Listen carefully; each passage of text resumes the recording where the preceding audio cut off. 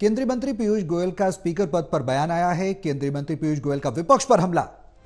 जिस प्रकार अध्यक्ष सदन का होना चाहिए उसी प्रकार उपाध्यक्ष भी सदन का ही होना चाहिए। पूरे सदन को इस फैसले पर सहमत होना चाहिए। केंद्रीय मंत्री पीयूष गोयल का विपक्ष पर यह हमला। स्पीकर पद को लेकर बयान दिया है पीयूष गोयल ने। जिस प्रकार अध्यक्ष सदन का होना चाहिए उन्होंने कहा कि उसी तरह उपाध्यक्ष भी सदन का होना चाहिए। उसमें आज के दिन ऐसा है, लोकतंत्र की अपनी एक प्रणाली होती है। उसमें आज के दिन स्पीकर का चुनाव था। माननीय स्पीकर के पद के लिए सभी एनडीए के घटक दलों से चर्चा के बाद ऐसा तय हुआ कि माननीय ओम बिरला जी लोकसभा के माननीय अध्यक्ष के रूप में सेवा करें। और सुबह भी माननीय खड़गे जी से माननीय राजनाथ सिंह जी ने चर्चा करनी चाहिए, पर वो किधर व्यस्त थे, तो उन्होंने कहा कि वेणुगोपाल जी आपको बात करेंगे।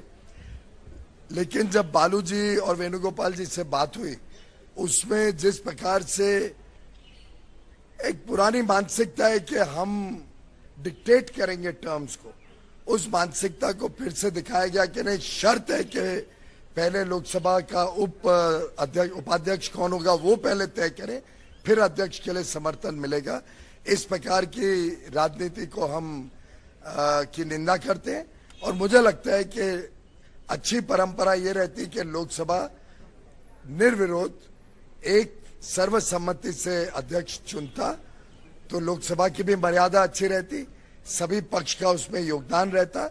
और स्पीकर वैसे भी किसी सत्तारूढ़ पार्टी या विपक्ष का नहीं होता है, वो पूरे सदन का होता है। वैसे ही उपाध्यक्ष भी कोई पार्टी या दल का नहीं होता है, पूरे सदन का होता है।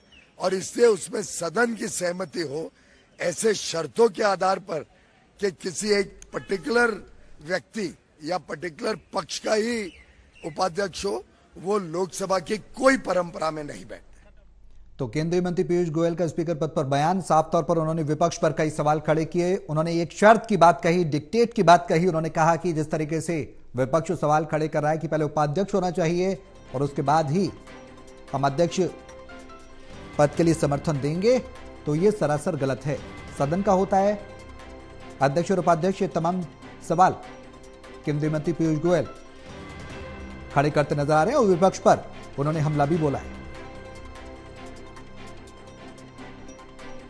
साथ ही यह भी कहा कि पूरे सदन को इस फैसले पर सहमत होना चाहिए।